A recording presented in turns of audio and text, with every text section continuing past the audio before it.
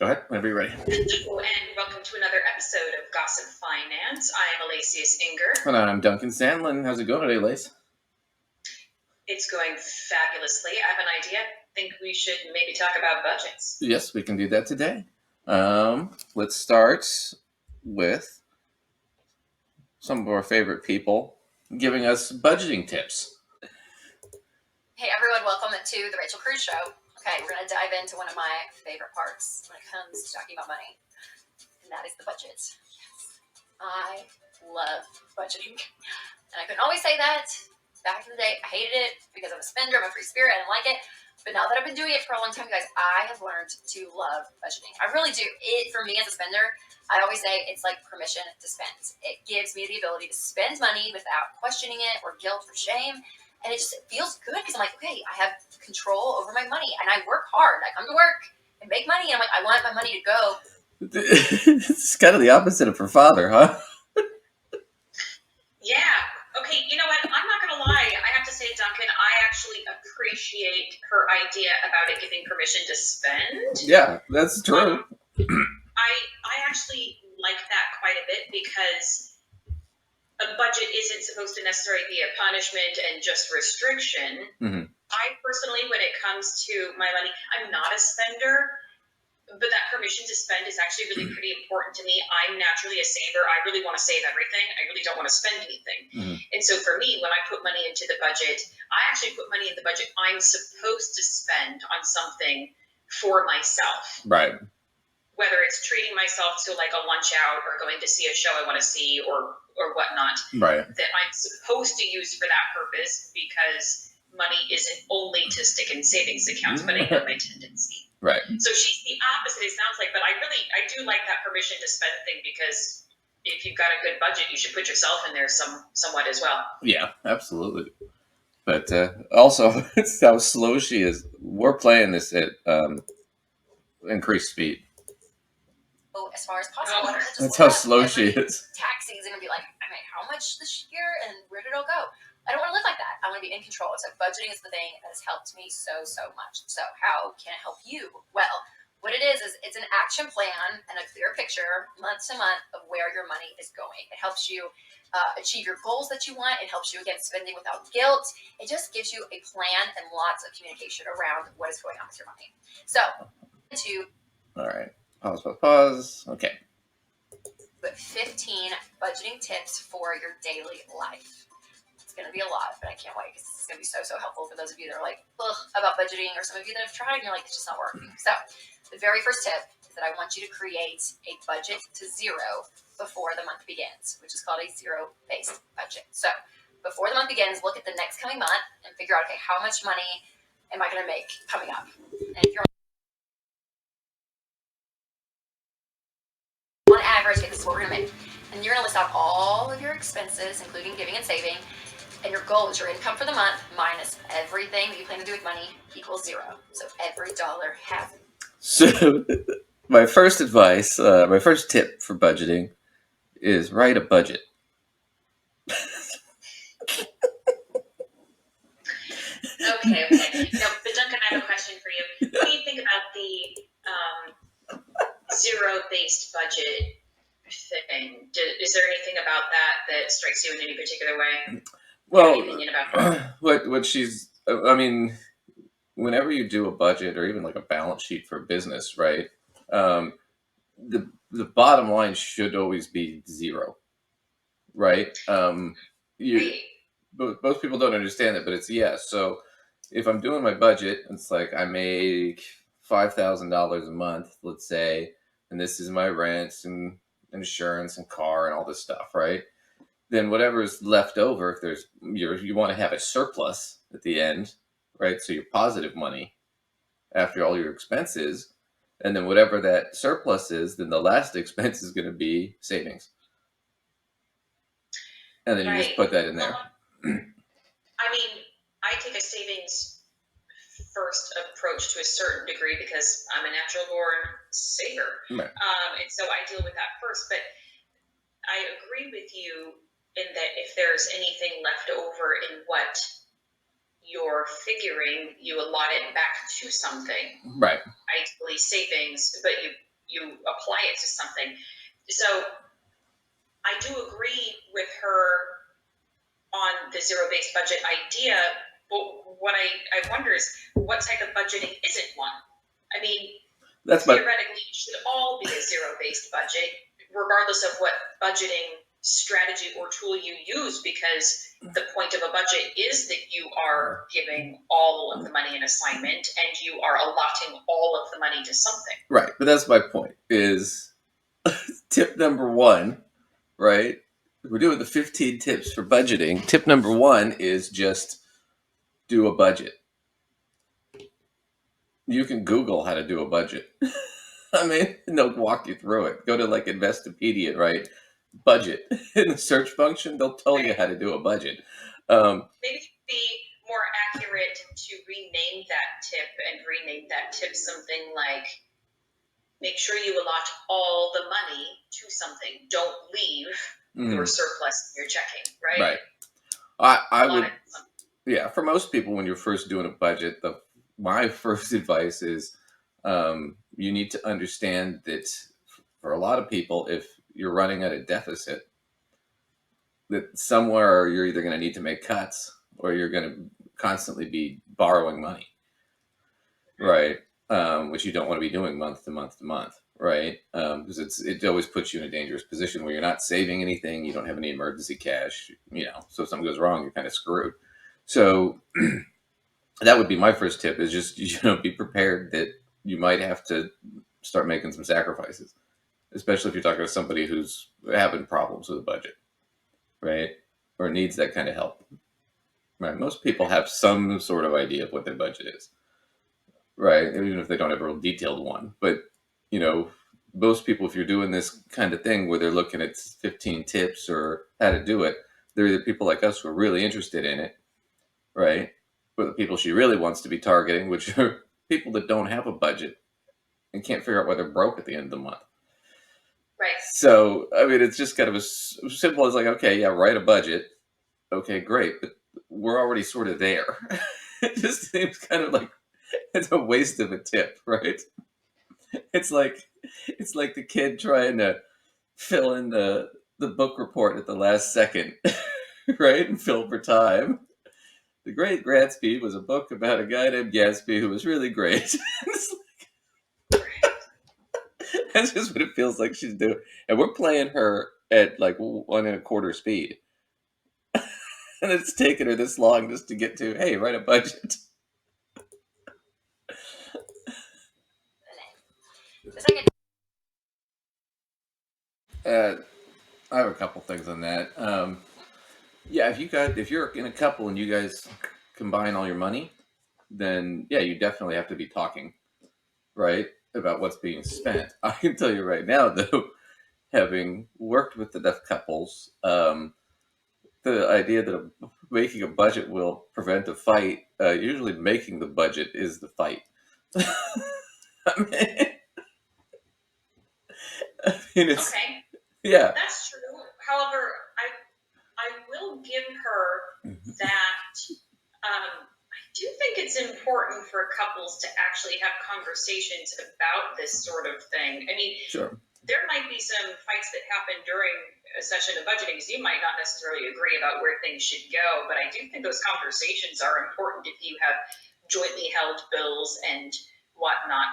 And shoot, even if you don't have jointly held bills, and you pay for things separately, making sure that everybody is on the same page with how things are being divvied up, if you do it that way, is important. So I think the communication part of it is critical. Right, and I've done this before with couples where it's like,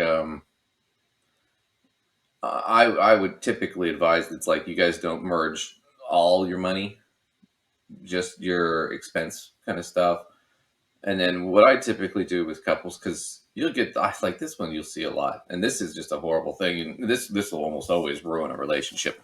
If you're in a relationship and you make more money than the other person, right? And you split everything 50-50, then you're bleeding them out to try to keep up with your lifestyle that you can afford, right? What was that book that was how it ruined her marriage. The Joy Luck Club. And one of the stories, the woman, she's married to the lawyer. She's a paralegal at the same firm that he's a partner at, and he makes 7 times what she makes, but they split all the household bills evenly. So at the end of the month, he's got plenty of money, and she's flat broke. At the end, and so she's trapped in this relationship because she has no money. Right. So I'm feeling like there's almost a missed opportunity here because I didn't look for anything on this, but I kind of love the Susie Orman approach on this one. I don't know if you're familiar with it. You know, No, go how for she it. thinks about it. So her recommendation for exactly that scenario, because she agrees from what she said, she agrees with everything that you said about the 50-50 thing. If you don't make basically the same amount of money, isn't actually all that fair. No. So she advises equal percentages. That's what I do. Yeah. And I see that as making sense for a lot of situations. Right. Yeah, I treat it like a progressive tax, right?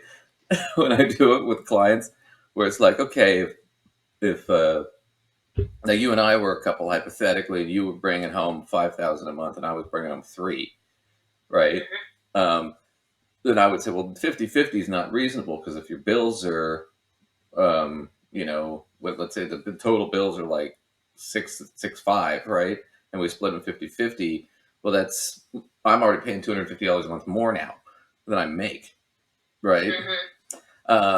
So that's just unreasonable to me. So what I would do is just say, hey, okay, why don't you guys together, let's take, 8 and divide it by, I would just take 8 and I would divide 3 by 8, and that's 37.5%. So whatever the bill is, right, for rent, Duncan pays 37.5%, and then you'd pay the excess. Wait. So like if it were rent, right? Wouldn't you mean that at the beginning of the month we would essentially just each put 37% of our income into? No. I was saying I'm talking about how you split the bills. So if the rent is $1,000 a month, right? My share of the rent should be $375, and then you'd be paying $625 because you make more money. Oh, I see. Right. The way I understood the way she has always described it, at least my interpretation of what she was saying on her variation of it, would be if you had, like, if you and I were the couple that we might have still individual accounts, but we might have a joint account that we operate those joint expenses out of, and we each put an equal percentage of our paycheck into that account that those things get paid out of, as opposed to doing it with each individual bill. Sure, but that would essentially be the same thing as I'm doing. Right. Right, because if our total bills for the month were, whatever it was, 6,000, right? Then to make that up, you would take out X from your paycheck, and I would take out Y from mine. The easier calculation to do on your budget is just okay. Spouse 1, spouse 2, right? Spouse 1, pays 60%. Spouse 2 pays 40, right? And then as I'm going down the budget, right? This is what you owe. This is what you owe. This is what you owe, all the way down to. So this is what your joint expenses are together that you guys pay every month out of the joint account. So you're responsible for putting in this amount total, and you're responsible for putting in this amount total. And you will sometimes get some pushback on that because if you have, it's different for everybody too. So like if let's say you're in a relationship where one of you works and the other one doesn't, right? Then you probably should have extra money in the joint account for the person who doesn't work because they can't just have no money, right? But I've also seen this backfire where it's like, one person works, the other doesn't. They put it all in the joint account, and then one person spends more or whatever, right? Or what's the other real horrible one? Is like they put themselves on an allowance, and that'll ruin a relationship, right? Because if I'm working and putting all the money in there, but I'm only allowed to spend $100 a week, right? Or whatever it is, it's like, well, then I can't go golf or go hang out with, go to lunch with my friends or whatnot. It stifles me in my ability, you know, to work, right? So I'm going to actually say that I have sort of an opposite feeling because I have put myself on an allowance before. And I like putting myself on an allowance. Now, I am coming also from the opposite perspective that, again, it's a struggle for me to have the desire to just spend money recreationally. Sure. I don't do that enough.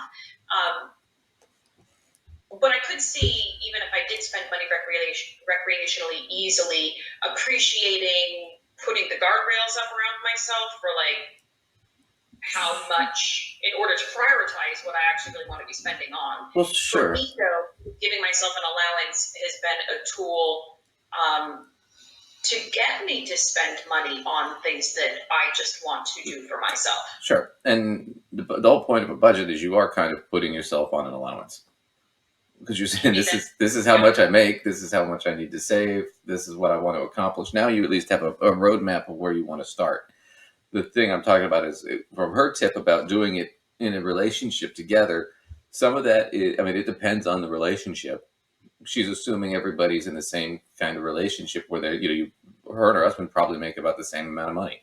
I mean, they work for the same guy or her father, and there's plenty of money to go around. So, I don't know. I guess some houses make close to the same amount depending on what they both do for a living, but sometimes the difference is quite large. That's my point. Yeah, and a large difference would even be that like you're making 5 and I'm making 3 every month, and we have joint expenses. Well, now we're talking about you have to be reasonable in the sense of okay, if we're budgeting, you have to be back off a little bit because we can't live the lifestyle because you can afford a more expensive lifestyle than I can in that point in that scenario.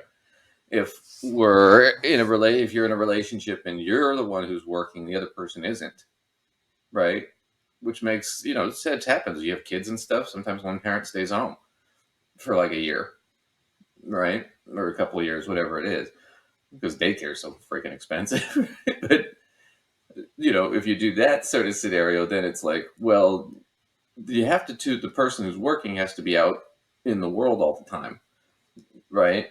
Doing their job, and that means socializing with their coworkers and other stuff like that. So you can't just be in a position where you're just put on a strict allowance, because sometimes there's going to be discretionary or variable things.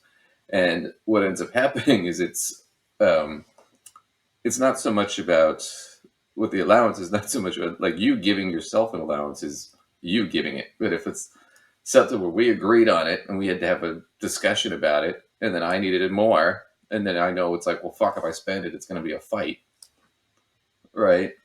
Because I overspent my allowance for the whatever the week, right? I've seen that really ruin relationships, where if you put it too many restrictions, right, then it's stifling because then you feel like you can't do anything, right? So I have to say, with the self-imposed allowance, I have been in relationship before where both of us did have allowances, and I must say it actually did not create fights. Sure. And what it did, honestly, is it prevented us from feeling the need to check in about what seemed like ridiculously small expenditures. Mm-hmm. So it actually, to me, felt kind of liberating. And I think for the other person didn't feel the need to say to me, oh, hey, I'm going to go do XYZ thing. And you know what I mean? Because like you don't want to feel like you need permission from the other person. Sure. And if that money is budgeted as like, it's just, you don't have to call it an allowance, but if it's budgeted as my mad money, the other person's mad money, So you kind of just do whatever with it. So here's it's anecdotal, right? So my point is you can't do that for everybody, because I'm guessing in that relationship you probably both worked, and you Yes, probably both made a fairly similar income. correct. That would make Not sense. identical income, but it was not There wasn't a big huge divide. right? Not a huge. Right. Well, I'm divide. talking about, I'm in a relationship. My wife stays home, right, with the kids, right? I want to make a position where it's like, okay, if she's telling me, well, with the budget, I don't think you should spend more than $100 a week, that's going to be a problem. Okay, sure, but you wouldn't agree to that. I wouldn't agree to that. No, but you know how that ends up, can be a combative thing.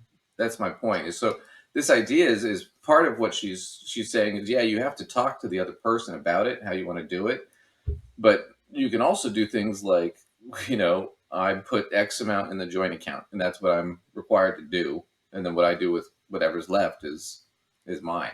And I've seen relationships like that where we both put in what we agreed to put in, but outside of that, it's our money, right? Individually, right? So it's one of those things where it's like, it depends on what kind of relationship you're in. She's assuming you're in a relationship like yours where both people are making about the same amount of money, right? And they could. It's already pretty fair. Right. That scenario does sound as though you're also working in a relationship where both people are working for paychecks in some capacity too. Right. Right. You would probably need a slightly different system. I mean, if there's one person that's a stay-at-home individual, you might need a different system. And of course, that stay-at-home person has, obviously probably works pretty hard within the home. Whether it's, but that's my point. I'm not saying that they don't deserve money, or there's anything wrong with them staying at home. What I'm saying is you can't, if you're the one making the money and the other person's staying home and taking care of the kids or whatever it is they're doing, right? Or they can't work or whatever it is, you can't be in a position where, because I'm making all the money, I'm dictating what they can do, right? I have to be reasonable and fair about that. Also, at the same time, it can't be a situation where, if let's say my wife's a big saver and I am not, there has to be some sort of mutual place there. And just from a perspective of a financial planner who's been in enough meetings with people, you kind of, a lot of the times when you do with the budget thing with a client, right, it's because you're really just there to keep them from filing for divorce. I mean, you're really just there to calm everybody down, right, and keep them on task, because shit will come up.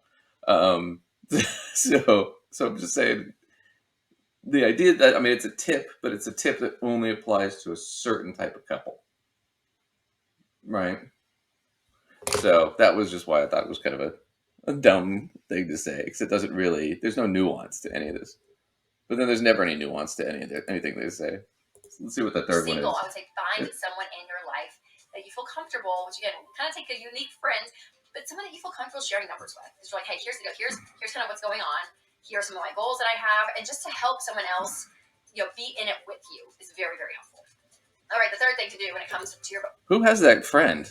I might be the wrong person to ask. I am that friend for lots of people. So because I'm like, I don't know if I can respond appropriately to this. Well, I'm not calling my friends and going, so this is my budget, will you check it with me every month? Well, no, nobody's checking their budget with, well, my clients are, but aside from them, my friends aren't checking their budget with me. But I do have to tell you, when they have financial goals, I am the friend they call. They're like, hey, there's this thing that I'm trying to do, and I want to tell you all about it. Right. I'm just saying, if she's talking about it, doing it like you would with your spouse. Yeah, well, yeah. That's a little weird. I don't, yeah. I am going to say, though, Go ahead. We're going to go one to the positive here. The one thing I do like about this, and this is not what she's saying, but it's a takeaway I'm taking. I do like the idea that there's something in parentheses here, which is actually talking to other people about money and about your money, because we've been cultured that like we're supposed to be all hush hush about money, and that has helped, I think, perpetuate a lot of our lack of knowledge about money, because nobody knows what to do with it, how they're supposed to operate with it. We're apparently not supposed to talk about it either. Well, yeah. So I think it's worth breaking that. I'm not saying that's what her point is, but I appreciate that somewhere in there is a little bit of, hey, talk about your money. Yeah. Well, I also think it's one of those things where it's like, if I would say that would be a good thing if you're somebody who's not real responsible about it, then it might be worth hiring somebody, or it might be worth if you have a really good friend that you can sort of discuss these things with, right? That would be good. It's kind of like having a workout buddy. You're more apt to go to the gym if you have to meet somebody there, because you don't want to be the dick who doesn't show up, right? But if you have a buddy and you're like, hey, you want to do, this together, and they're willing to do it, I think that's fine. But I also think it's one of those things where I also don't necessarily want my friends knowing how much money I have. Right? I mean, it's not really their concern. Right? I don't necessarily talk in specifics. Well, some people will tell me exactly how much money they have because the nature of what but I don't necessarily talk in specifics with, all of my friends about exactly how much I have, but, something surrounding the goal and trying to figure out how to save appropriately for the goal, etc. That might be a conversation that could be happening, and I think that's useful. Right. But I don't know how that's a budgeting tip at that point. That's just, I have this goal, right? And I'm going to save this amount a month. That's not necessarily a budgeting tip. It's just you're telling your friend, get on me about this if I'm not doing it. Oh, yeah. It's, kind of an accountability buddy thing, which is a decent thing to put into place in any area of your life, really. But yeah, I don't know if it's a budgeting tip per se. Yeah. It doesn't order my budget to have a person that I tell things to. Now, let's see if we can get to number 3 here real quick. Your accountability buddy. Every single month, because every single month is different. So budget every month. Do a budget and say, here's my budget every single month for the whole year. Okay, I'm skipping ahead. Check it out. See if you guys want to is start with the most important category. Okay, let me go back for a second. With the most important categories first. So here at Ramsey Solutions, we always teach to give first. Giving needs to be part of your financial plan, whether you are living paycheck to paycheck, whether you are a billionaire. I don't care where you are. You want to be giving. And I always tell people, give a little until you can give a lot. But there is something to be said when you give, how it changes you. And the whole lie that if I just had more money, I would give. I'm telling you, the more I've done this, the more I realize this issue, it's more about a heart issue than a math issue. And so. Okay. I don't. If you're more, I mean, if you're, we can skip the rest of this, but I'm like, this is just ridiculous. Okay. So that's, yeah, if you want to give, great. If you don't, I'm not going to get on you. But also I have to say this. If you're talking about most people, if you're talking to somebody about budgeting tips or doing a budget, right? We're talking about the kind of people you're generally talking to, people that don't do that. And they're probably people that who are interested are people that probably overspend. So what I'm going to throw out there is, I don't think that was a budgeting tip. It wasn't. I think giving is a really good thing, and what I will say is, if you do have a habit of giving, whether it's all at the end of the year or people who are churchgoers tend to have a monthly thing they do. A weekly thing they do, yeah. Yeah. If that's the case, 100% put it in your budget. Don't pretend it's not there, otherwise you're going to actually kind of mess up your own budget. Yeah. But aside from the make sure you've accounted for it within your budget, I don't know if, hey, you should be giving is necessarily a budgeting tip. I think it's a good idea, but it's not a budgeting tip per se. Yeah. What it is it's it's a tax discussion that you need to have. Right? Because if you're giving money, you should be getting a tax break. Right? On certain charities, you should be able to take the deduction. That's what I would. money to an actual like charity or whatever, as opposed to just like Right. That's what I'd be talking about with my clients. Right.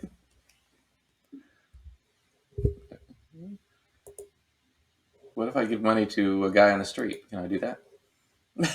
Did you want to watch any more of this, by the way? No, I think that we've seen enough of this. All right. Do you want to? Why don't you jump in and you can show them the what is it? Your PowerPoint. So just to Lacey's going to go over just how to some budget ideas, some actual budget tips. Okay. So I'm going to start by saying there are lots of different ways you could deal with creating a budget. I'm going to quickly go through with you and show one that I like. Okay. So one that I particularly like because I think it's simple is the 50-30-20 budget. Mm-hmm. Now, this is not mine. This came from Elizabeth Warren in her book, All Your Worth, Mm-hmm. The Ultimate Lifetime Money Plan. Now, I'm also going to say I am not somebody like Rachel Cruz that loves budgeting.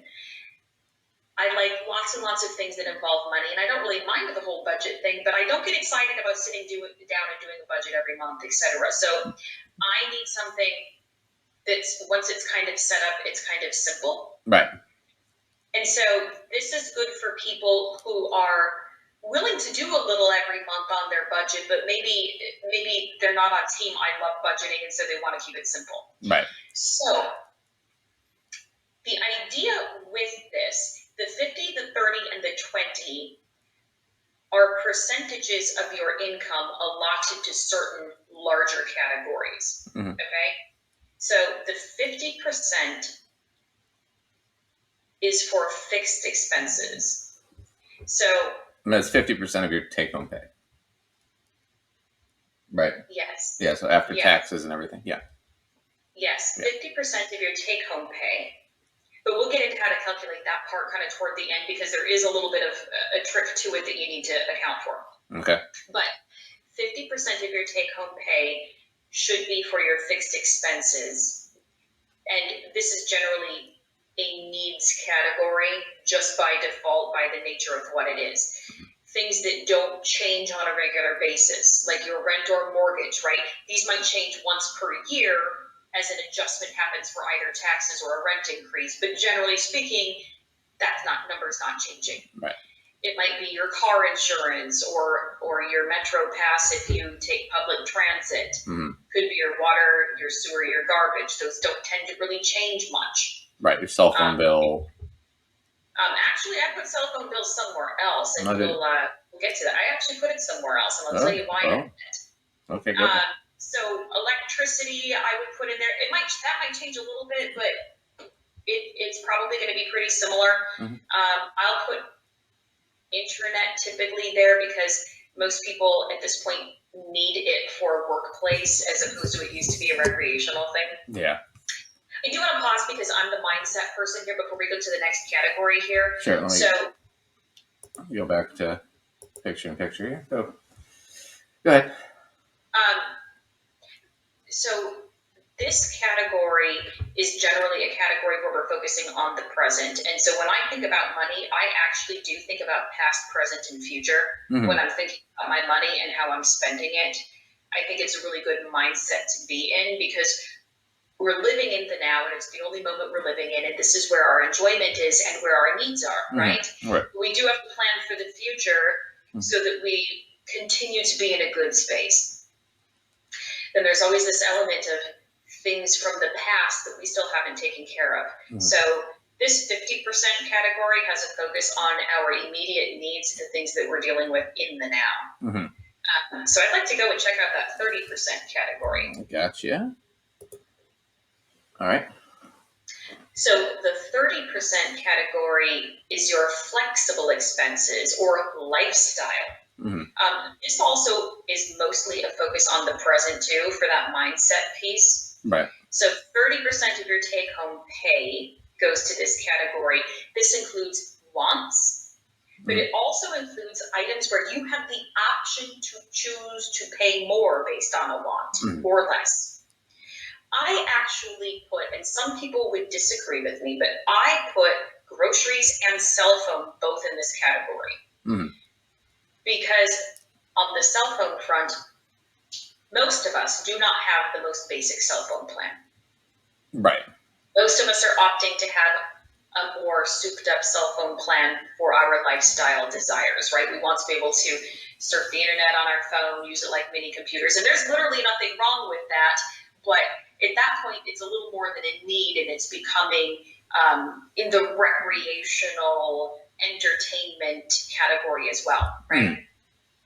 And groceries, while food is a need, I have to tell you, I buy primarily organics, and they're more expensive, and that's a lifestyle choice I make. So the kinds of things that a lot of us spend our grocery bill on include a lot of things that are wants and that are lifestyle based. And if we really do need to tighten our belt on our budget, most of us can actually save quite a bit on our grocery bill if we decide to do so. So I put it under the flexible category because you do have more wiggle room within those. They're not just set dollar amounts. Sure. Other things that would be in this category would be some of your streaming services, right? Cable, Hulu, Netflix, Amazon Prime, different kinds of entertainment, meals out, travel, clothing. And I know some of these things are things that you'll argue that you need, but they're flexible. You can dial them back, you can ramp them up, right? You have a lot of wiggle room to make cuts or increase your usage of these things if you've got the money for them. Right. Well, and plus, they're all things that can be fairly flexible. Right. They're things that you have flexibility on. Before we go on to the last one, I want to stop and point out that 50% category is really critical. This one is a critical category because if we're spending more than 50% of our take-home pay on these needs, it becomes really difficult for us to be able to get ahead because we haven't left that much money for these lifestyle items and for the items in the 20% category, which we're about to go to. Right. If we're spending more than 50%, like when you're in a situation where your rent is already 50%, let alone any of these other things in there, then you can do that for a little while, but it becomes really difficult on a long-term basis to be able to really, make a dent in anything else right. you want to do. Right. It's the classic thing where you bought the place you couldn't afford, or you bought the car that was really expensive because you wanted it, and then it's like, okay, well, your car payments, whatever, already, I've seen this before, it's already like 25% of your take-home income. So essentially, you can't do as much fun stuff, entertainment stuff, because you have to shrink everything else, right, around that. And, it's one of those things where it's tough to explain that to people. It's like, yeah, I know you love the car, but you're basically living for the car at that point. And you don't get to go out and do as much stuff because you have to pay for the car, and it's spilling over and everything else, right? Right. All your other expenses. So yeah, the 50% one is probably the one where people get in trouble the easiest. Right. It's the one that if you can make an adjustment in that category, you can really move the needle a lot, but it's also one of the harder ones to adjust, as opposed to things within that flexible category. One day on the phone with your cell phone provider, it might be on hold for a while, but like you can actually make your cell phone bill change quite a bit if you need to. But changing how much your rent payment or your mortgage payment or one of those things are, this takes a lot more effort. Well, you already signed something that you agree to that amount, so. Yeah. Right. You can move the needle quite a lot when you make those alterations, but that's a category where you want to be careful from the get-go, because if you get yourself overcommitted in that category and that becomes 70%, I've had clients come to me and they go, oh, that category was 70% for me. No wonder I'm having issues with these other things. And it's become a really enlightening sort of moment for them. They're like, geez, I might need to rent out a room, or I might need to, when this lease comes up, look for an apartment that's less expensive, where they're realizing they've just overcommitted. Yeah. Typically in the flexible category where people get in trouble is they take out too much credit. Buying too many clothes. Too much credit, or they don't pay enough attention to some of those recreational expenditures, like just they kind of let it get away from them. Right. Yeah. Like people that have, when they get depressed, they shop. Right. And it's the next thing you realize, it's like I'm broke at the end of the month, and you're trying to figure it out. It's like, well, you just spent like $1,000 on clothes Right. or whatever it was, right? Right. A new vase. So yeah, you got to be. So That's why. Go ahead. But I was going to say that's why it's important to kind of have a budget so you know where your money's going. Absolutely. Now let's take a look at the 20% category here. Yeah. All right, so 20% is for your goals. Mhm. Now, this one, in terms of the mindset, this one is generally a combination of debt repayment, which is repaying the past, right? This is cleaning up the past, Mhm. where maybe you weren't being as mindful with your spending. So you got some things that were thrown on a credit card or an emergency you weren't prepared for, right? Any of that kind of stuff. Right. Or even paying your student loans, right? That was education I got in the past. We're taking care of that. Right. And savings, which is a focus on the future, making sure you're ready for that next emergency or preparing for retirement, right?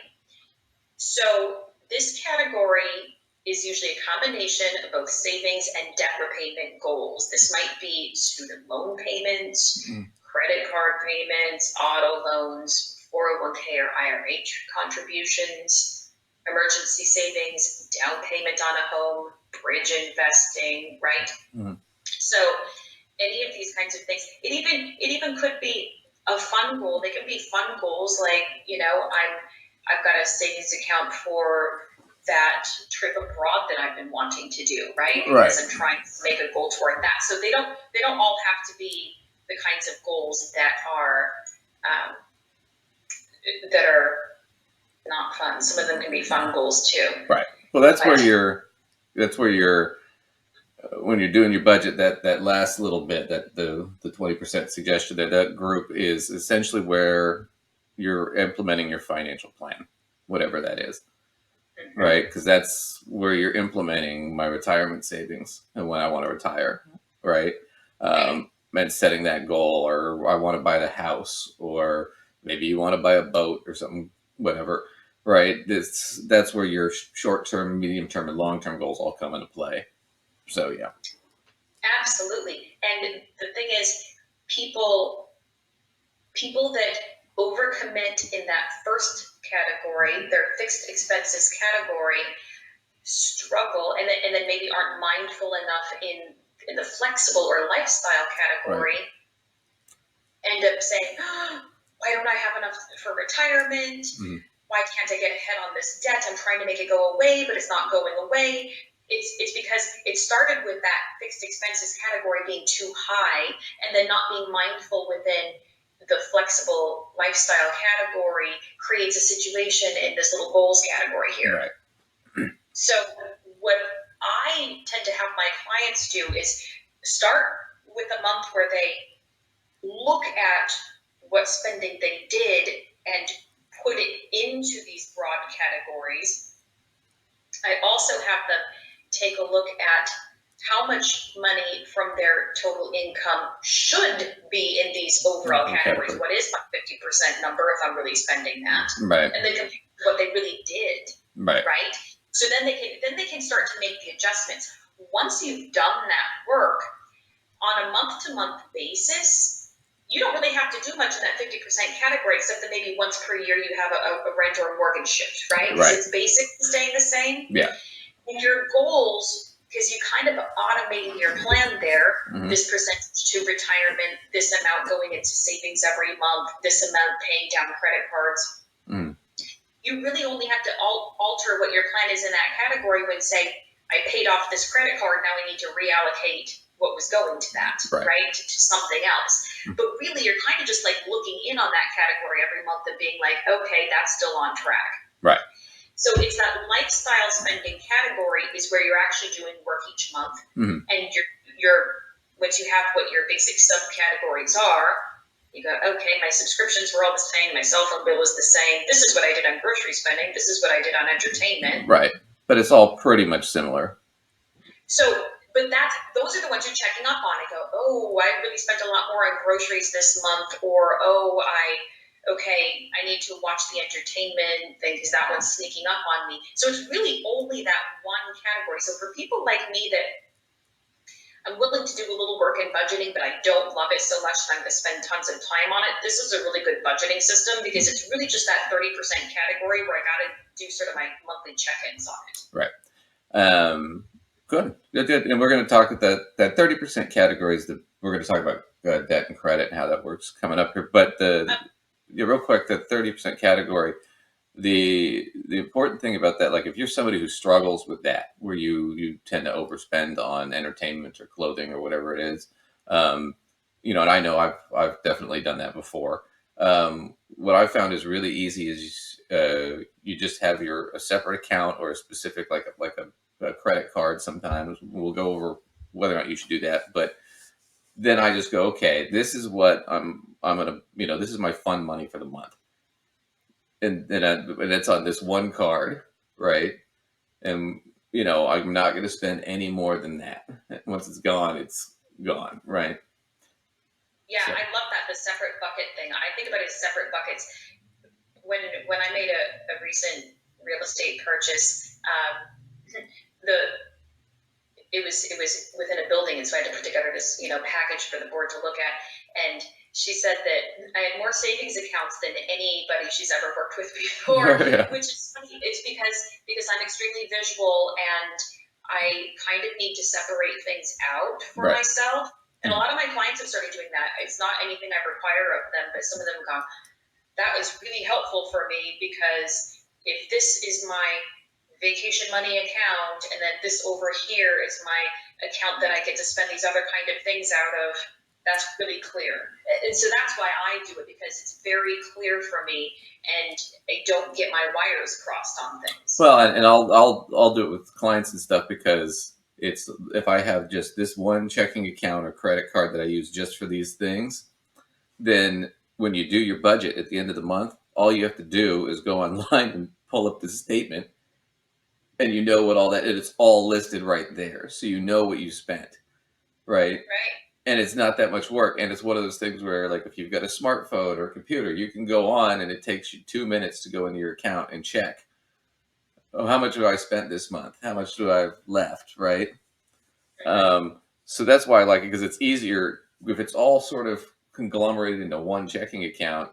Then when you pull up the statement, you got to go through, well, that was rent, and then that was this, and then you got to do the math yourself, as opposed to if it's like you said, it's all one bucket. That statement, you could just, I have them name it like, fun money account expenses, right? So when you pull up each of those accounts from your bank, it's like, oh, fun money account. What did I do there? Oh, okay, I overspent this month, so I have to cut it back, right? Right. But it's all separated out as you go along, right? This card is used to pay for this. This card is used to pay for this. And it's the same advice I give to business clients who own businesses, right? You get the separate account for your business, but I said I also get a separate account that's just for expenses, like, because I need office supplies, right? I'm going to lunch with a client and I'm paying for it. That way you know how much you're spending each month, and you know how to do all your deductions on your taxes at the end of the year. So it simplifies it if you do it. That's simplify things. Yeah, so if you're somebody like me who I don't want to have to spend a lot of time sorting through a statement, it's just an easy way to do it. And like your bank doesn't care if you have 5 accounts with them. No, they don't care. It's fine. Yeah. And sometimes they'll let you relabel them. I use 2 different credit unions as my sort of primary things, and they will let me rename those accounts. So when I go onto my online banking, it will actually be titled as the thing I called it, which I always title it something that relates to its purpose. Right. Just another sort of little tip for organizing your money if you're somebody like me that kind of needs to see it separately. Yeah. Well, cool. Now, Duncan, before we go on to another topic, I do have one more slide. I kind of want to give tips if they want to use this budgeting strategy to help them to be a little bit more accurate. Oh, sure. Yeah, go ahead. So I told you at the beginning that, when you clarified, this is your take-home pay, right? Right. It is your take-home pay, But there's a but to it. You actually need to calculate more than just what got direct deposited. You need to do a little bit of math the very first time, and then if you get a raise or something, you need to redo your math a little bit. So this calculation, you have to add back in some of your deductions, Okay. Now, you're going to take what gets direct deposited, but you're going to add back in deductions for optional retirement accounts. Right. Like if you have things that come out for your 401k or 403b. Right, because they're in the budget. The optional ones you add back in, not the required ones. Right. So somebody like me who is also a teacher, I'm required to have roughly like 5% taken out. I don't add that back in, and let me explain why we're adding things back in. Because you opted to have that taken out, and you see in your goals category, you're going to write down how much money is coming out for that goal of your 4K contribution. Yeah, so you need to add it into the total. But you need to add it into the total, because if you weren't electing to have that go into your retirement, it would be in your paycheck. Right. So you kind of have to account for it in both spots. But, for example, with my pension, I had no choice. I couldn't say, don't take that out and put it into my take-home pay. So I'm not accounting for that when I figure out my take-home pay. Right. But I'm adding back in my optional ones, like my 401k, 403b. Right. If you have an amount you're deducting for an optional HSA, like health savings account, that also is the sort of thing you'll add back in. So if you have any sort of those cafeteria plans, etc., where you're having money come out optionally, add that back in, because you're probably also going to like make a number for it under probably the goals category, most likely. Okay. Also, make sure you don't forget to include income sources from side gigs, rental property, anything like that. After the taxes that have been held to the side. There are those sort of like little tricky things that you want to kind of like make sure you're stopping and thinking about here. People forget they have this, they think about their regular paycheck, but they have this sort of little side stream of income that they maybe aren't putting into their budget, or if they're putting it in, they're putting in the whole amount they got and not thinking about the fact that actually there's an amount that's being held to the side for taxes. Right. So those are a few little considerations in figuring out what that base number is. So when you figure out what that base number is, what the income level is, then go through and figure out, if I'm literally doing 50, 30, and 20, how much of my money would be in those categories. And that's how you can start yourself, so you can figure out what you've been doing versus what that balance would look like. Right. Cool. Cool. I would say that the 50, 30, 20 is a good guide to start with. But everybody's circumstances are going to be a little bit different. If you're the kind of person who, you don't want to, maybe you're single and you don't want a big place, but you make a lot of money, well, then you probably don't need to be going all the way to 50 on the first category. If you just want to get the 2-bedroom apartment or something, whatever, right? Or the condo. Duncan, I'm so glad that you said that, because I have to say, I do a slide like this, with my clients, where I'm revealing about my own in particular. I didn't add that here, but at one point in time, I didn't do this. This wasn't a forever thing. It was during a little patch of time, but I had gotten my first category, the fixed category, was actually less than 30% of the take home. There was a real concerted effort there to really minimize that category, to be able to save a rather large amount in kind of I wouldn't call it a short amount of time, but sort of in a medium range amount of time. And so individual circumstances absolutely are critical there. Right. And I feel like once you understand what your 50, 30, and 20 would look like, you can intentionally elect to shift those around a little bit. But what I would urge people not to do is to do their absolute best not to go over 50% in that first category. Otherwise, you don't leave a lot of room for these other things to do with your money, being goals and your lifestyle, which is also important. Yeah, that's the other thing too is because I hear that a lot of these bad sort of financial, the 5-7 step plan shit that people give you. That we rail against quite a bit here, but or I do at least. Um, the thing that I hate about that is that a lot of times they'll when they're pushing you to like your debt stuff, your student loans, your home or credit debt or whatever it is, they kind of want to push you to like completely cut your flexible spending and put all that to like your entertainment, your clothes, and whatnot. And it's one of those things where it's like, at that point, it's like the guy with the car. You're just living to pay the debt at that point. Um, and I think it's important because you got to set realistic goals. Like we use the go into the gym sort of analogy, right? If you're not real responsible, maybe you should phone a friend kind of thing to keep you online. But it's also important, like if you go into the gym and you're just starting to work out, you're not bench pressing 250 pounds because you can get hurt, right?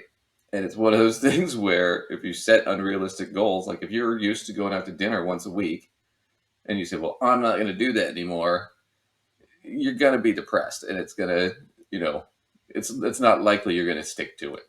So just be realistic, right?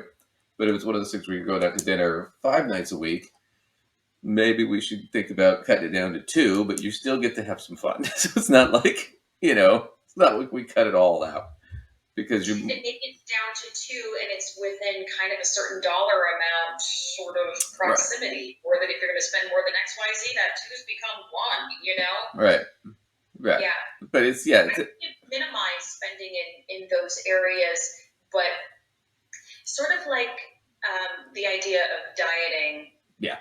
If you don't intentionally plant in treats or indulgences, then you almost run the risk of overindulging to a certain point out of frustration. So it might be, a little bit better of a strategy to be extremely intentional about planting those things in there. I mean, especially, I'm a huge advocate of getting out of debt because then it's less payments that you're required to make regarding your past, and I think that's great. But so you might restrict yourself a little bit more during that time. But I don't think it's a nothing. It's not a nothing thing. Otherwise, you're not living your life either. Right. And it's like people like they shop when they're depressed or upset, or they do it for, they do it for fun or whatever. And some people have kind of, I think they call like shopping addicts. I mean, it is a little bit of an addiction, I guess, for some people.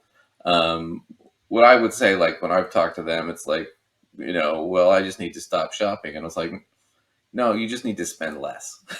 Right. So if you're spending $300 a week on, shopping for random stuff, maybe we set a limit where you only spend $100 a week or 150 or 200, and then we just slowly ratchet it back. So you can still go shopping. But you need a shopping plan. Right. Not a shopping free for all. Right. Just like people dieting, trying to lose some weight, need an eating plan. They don't stop eating. They have a plan for it. Right. Yeah. So, yeah, I think that once again, it's all personalized for who it is and what your budget's doing. But like that, the 50-30-20, it's just a really good place to start. And then maybe you do it, and then you realize, well, I'm not eating away that much money in the 50% category, the fixed income stuff. So I'm going to go to, do I want to save more, or do I want to have more fun, or do I want to, maybe put the money away for a vacation or whatever, right? Split the difference, right? A little more to goals, a little more to lifestyle, Right. Or it might be that you have some situation where like you own the house and you're really attached to it, but it's a little bit more expensive, right? So maybe that goes up, and then you have to cut back somewhere else. So it's all personalized for whatever individual wants to do, right? Once again, if you're in a relationship kind of thing, I would be, it's one of those things you have to talk to about it, but at the same time, it's like you need to be reasonable on both sides. It can't just, I mean, that was what killed me about that whole thing with hers. It's like, yeah, we'll just go talk about it and everything will be fine. It's like, you gotta, you gotta be reasonable when you give, because I've seen it enough times where it's like, yeah, they talk about it, but one of them is just being completely obstinate, right? And you see that especially when you have one person who saves a lot and another person who spends, which is pretty common, right? You know, it's the joke. They were talking about the when Greece was when they were pretty much bankrupt and they had to get bailed out by Germany, and they did a sketch where they had the Greek gods meeting, and they're asking, well, who's the Greek god of finance? Who was in charge of this, right? And finally, the guy that shows up is Dionysus, and he's the god of partying. They're like, Dionysus is the one handling the finances, and he's like, oh yeah, and they're like, well, how's it go? What's happening with the finances? Well, I got the spending part down. Spending, I'm doing the spending. I really get the spending. What's the other part? Savings. Oh, I didn't do that. Right? So Oh, yeah. you just got to be really, really cognizant of what you're doing, because you do have to do both. But don't necessarily shirk on spending if you want to have fun. I think that's too many people give you that advice of don't do this, and it's like, sometimes it's okay, just within reason. And I don't think Dionysus is the guy to go to for reason. So Right. anyway, you had this too. Let me show this. Well, if you can't control what goes on Wall Street, at least you can control what happens in your home. And more Americans are taking a closer look at budgets these days, trying to figure out if there's any particular areas they could cut back on spending. And now there are some really great online tools you can use, not only to track your family budget, but ones that will also slap you on the wrist when you're spending too much. And Bianca Rodriguez gives us a tour now. Good to see you again. See you. These are valuable. Yes, it's a big correlation between Wall Street and Main Street, right? It's deleveraging, and that's what everyone's focused on right now. You may not have the money to go out to an accountant right now and have someone really track your money. You can do it for free on the web. There's some really good websites. So we found a few. We wanted to talk you through them. The first one that we found is mint.com, and this allows you to manage your money, anything related to your credit card or debit spending. So it ties up to your bank account. Right. You go in. So as everybody can tell, this is old. What year was this from? 2012. Yeah, probably. Looks Probably like it. something like that. I don't even know if Mint's still around. Good point, though. I mean, separate account. There are budgeting apps that you can link your accounts to. They're a little bit of a pain to set up, but they are pretty helpful. I don't use one currently, but I did use one at one point in the past that it was a pain to set up, honestly. But once it was set up, whenever I would log in, it would automatically start pulling information and it would sort things into categories for me, which was really cool. I thought it was very neat, honestly. Yeah. And those are nice and they're helpful, but it's also one of those things, if you're a person who's really protective of your information, then this might not be for you. But yeah, that is a good point and a good idea. Was there anything more to that video, or I think she just talks about? No, she goes through a lot of those. I do think that's a really great thing for some people.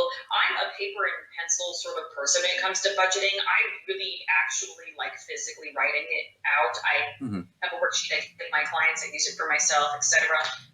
So there's nothing wrong with doing it the super rote, old-fashioned kind of way. But I do think this is fabulous for people who really want to use technology to do it. They want something to pull their info, sort it for them, categorize it for them. And there's nothing wrong with finding a tool that'll help you do that for yourself, honestly. Absolutely. Just remember, if you're doing something online and you're not paying for it, you are the product. So they're taking information from you and tracking your spending habits. So if you're a paranoid libertarian, that's probably not a good idea. Right. What was this one? Inflation on the rise. Many families are rethinking their budgets to help offset household costs. And Deirdre Bolton is here with the tips you need. We were just talking about this in my house because everything is more expensive. It sure is. I have two teenagers who eat a lot, so I am definitely feeling it personally now. The good news is that some groceries are cheaper than they were a month ago, but prices are still high. We have strategies to help keep more of your money in your pocket. This morning, with inflation still near a 4-decade high and interest rates rising, families are scrambling to make ends meet. The little things really do add up. Farnoosh Torabi is a personal finance expert and says Americans can start by taking a deep dive into. I gotta stop because we were talking about that earlier. The personal finance expert is a made-up title. It's not really. It's not a thing. I hate it when people do that because it's like basically it means that one day she decided to call herself a financial expert. To how much they are spending. We have these assumptions about what things are costing us or how we're spending, but we really don't know. Really get close with the numbers. The numbers will not lie. We paired her with a newly blended family that just moved from Virginia to Florida and are rebuilding their lives in the Sunshine State. So we're kind of working out, trying to get our budget set a little bit. It's been a little bit hard. First up, Farnoosh helping Justice to go beyond stretching her budget to expanding it. I see you have a dog. You know, if you're already a family that likes pets, taking care of another. I got it. You want to save money, Lacey? Eat Fido.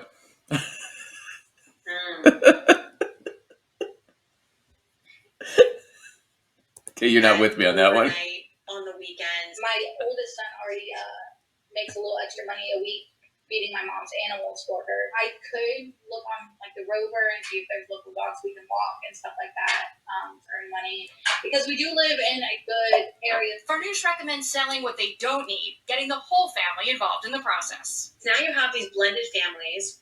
You probably have more stuff, or you've accumulated some more things in the last month. And if there is some stuff that you can sell, it's a great way to reduce waste, make some money. And again, it's something that's involving the whole family. According to Moody's, the average U.S. household needs to spend $493 more per month to buy the same goods and services as it did a year ago. One big expense, groceries, up more than 12%.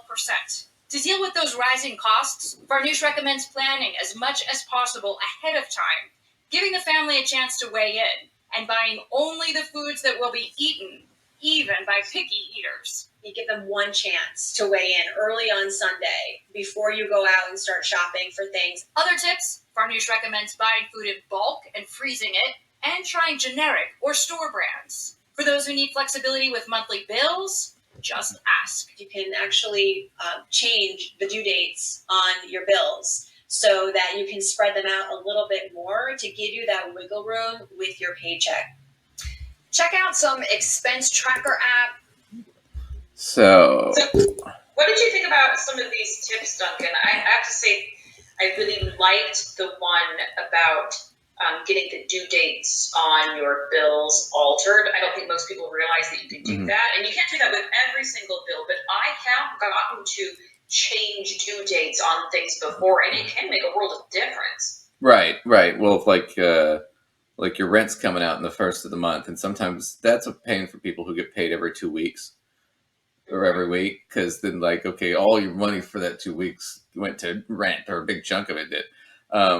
So yeah, if you can get it and move it to maybe like the middle of the month kind of thing for stuff like that, then yeah, then you just half of that money you save for the rest of for that half of the rent payment. And then when you get your next check, you pay it off, right? And then you're not struggling at the beginning of the month. Yeah, those are good tips. The things I always want to be careful with is whenever they talk about the inflation stuff, everybody was just the plan ahead.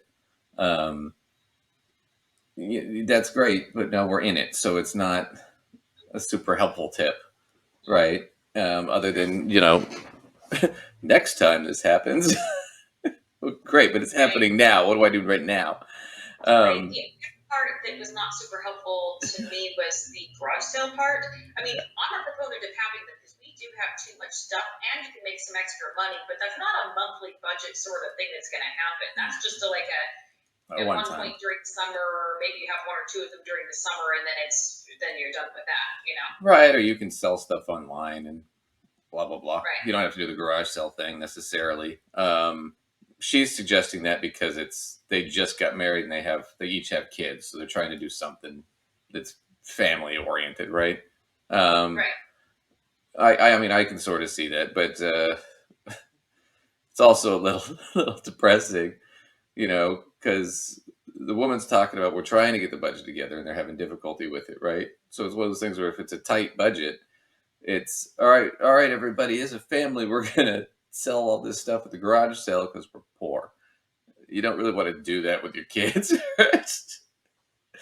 You know. Well, and not to mention, like I said, I think it's a wonderful thing to do, and it's something that my family did when I was a kid. We have garage sales No. periodically. I just don't. It's the circumstance and how she's. Well, yeah, it's how it's being pitched. So there's a mindset thing there that I don't love. Right.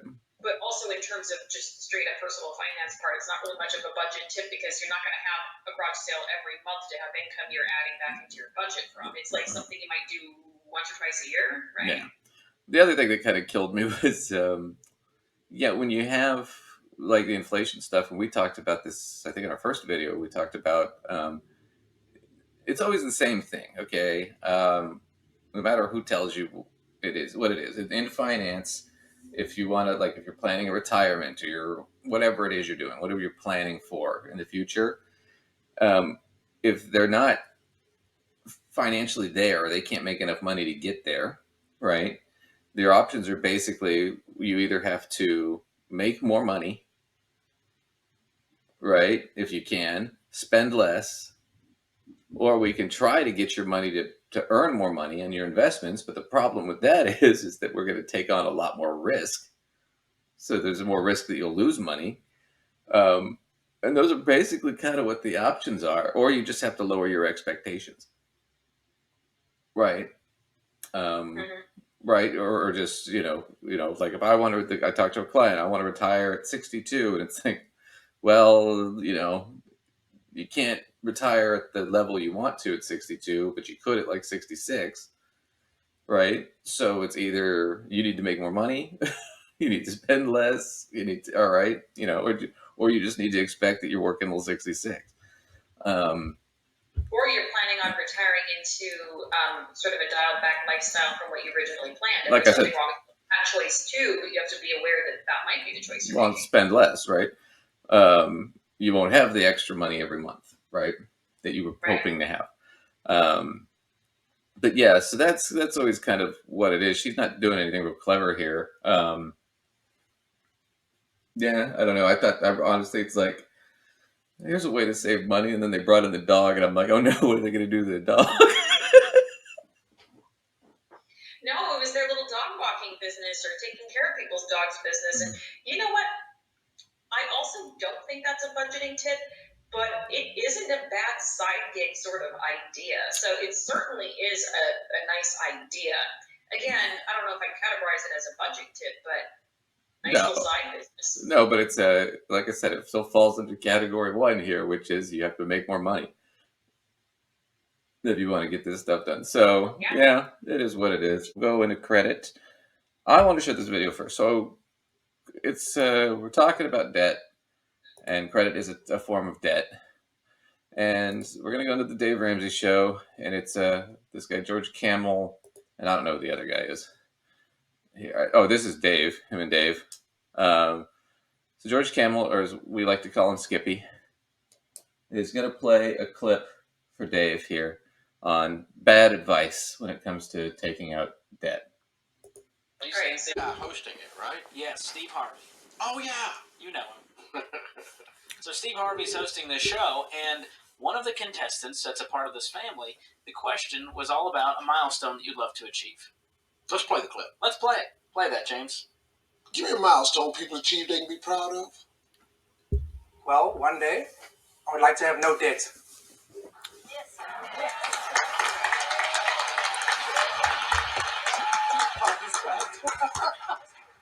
That's not going to happen. Debt is okay. OPM, other people's money, is how you get rich. You use other people's money, not yours. That's how you get rich. Dave, I want to punch something, and you're the closest thing next to me, and so I'm going to refrain. You know, here's the thing. If you're a game show host, that's cool. But you probably ought to just, host the game show. and not give out financial advice for one thing. The second thing you should got to look at it from Steve Harvey's perspective. And both of us have worked in theater before. We kind of understand how some of the production process works, right? And in film, typically you're not, even if you're producing it, you're getting the money from somewhere else, from an investor, right? To invest in the film. And that's how you're making your money. Because if you don't have that investor, you can't pay for the film. George Lucas did not pay for Star Wars out of his pocket. He had to borrow money. So Steve Harvey comes from that world. Well, that's how you succeed as an entertainer, right? Is you have to borrow money. That's how you succeed in business too. All businesses borrow money and leverage it because they don't have it, right? You need to build a new factory to expand, and you don't have the money. You're gonna have to borrow it, or you're gonna have to get investors, right? So I don't think there's anything wrong with what he said at all. I think the problem is they're just very narrow about debts. All debt's bad, right? And when you approach it that way, there's no nuance to the discussion. Well, not to mention, I don't know that there's a lot of point in, hammering away at Steve Harvey for having made a very sweepingly broad comment. Let's remember, he was making a comment on a game show he was hosting. It wasn't as though he was on a personal finance show and having the opportunity to expand upon what he meant.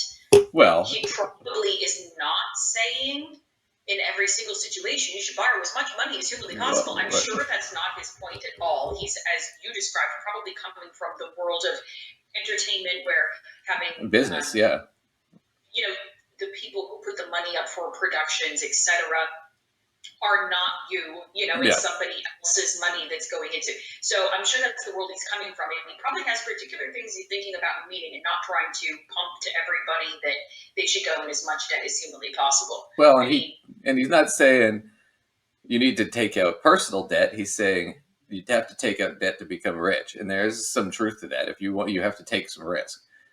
And if you don't have the money, you have to get it from somewhere in order to finance it, right? It's the whole thing, finance, right? It's the biggest part of what we do is distributing resources, right? Whether it's corporate or for an individual, that's what you're doing. And, if you need the money for something, you got to get it from somewhere. Anyway, they're going to get, go ahead. I want to jump in and say, though, kudos to that guy on the game show for wanting to be debt-free, because quite frankly, I actually do think that was a good answer. Probably not an answer that made the survey, because probably not enough people said it, I'm going to guess. Right. But good on him for wanting to be debt-free, because if he can have custody of a little bit more of his paycheck and give less of it to creditors, that's cool. Well, I think that's the thing. I think the kid was talking about personal debt. I think Steve Harvey is talking about business. Right, Steve Harvey's comment, in all honesty, probably doesn't really match with that kid was saying. Yeah. But anyway, we're going to have Skippy got really upset and wants to punch people. But apparently he doesn't want that people to be Dave, because Dave signs his paychecks, and I don't blame him. Punching your boss isn't usually good. Nope. The salt is generally not good. And not give out financial advice for one thing. The second thing you shouldn't do. Oh, furthermore, I want to point this out. The other thing Steve Harvey isn't doing, he's not running around with a made-up title like financial expert, writing books and telling everybody he knows what he's talking about. Which is Dave's whole fucking business. Is he gave himself a made-up title, and he writes books saying he's a genius when he's wrong. Like almost every clip I see of him, he's wrong about something major. Is give out financial advice if you're $25 million in debt to the IRS. You just airing out some laundry here, I'm just saying, when you Google Steve Harvey, you find out he's $25 million in debt to the IRS. So if you're $25 million in debt to the IRS, when it comes to money advice, you should. I actually looked this up because it was $25 million. I'm like, that was unbelievable to me, in the sense that I didn't quite believe that. So was he $25 million in debt to the IRS? Gosh, I hope not, because that gives me heart palpitations just thinking about it. He was $20 million in debt to the IRS, and he paid it all back in 2012. But what happened But this is what they're ignoring because they're going to spit on him for being in debt to the IRS and how he must be an idiot and you shouldn't take financial advice. So while they do that, before they do that, I'm going to tell you why they're complete hypocrites on this. Because Steve Harvey's debt to the IRS was because he hadn't paid taxes in several years, not because he didn't fill out taxes, not because he didn't write a check, but because his accountant stole the money from him to the tune of $20 million. And they didn't find out the accountant was doing that until after the accountant was dead. And one of his business partners found Mr. Harvey's taxes with all of his signed checks still attached. Oh boy. And the accountant would then just go move that amount of money out of Steve's accountant into his. So the checks, the signed checks, if I understand correctly what you're saying, Steve Harvey had signed these checks to go to the IRS. Taxes or whatever. The accountant would not file the taxes. He'd just stick them in a drawer, and the exact amount of the check he would withdraw from the account and pocket. So even if literally Steve Harvey was like checking his online banking or whatever, he'd see that the money came out, and he'd assume that the IRS assume the IRS cashed the check. Let's wag our fingers at Steve Harvey just a little bit here. Okay.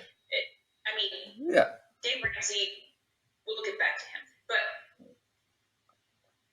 okay, yes, the accountant took out the same amount of money, so those balances would make a lot of sense.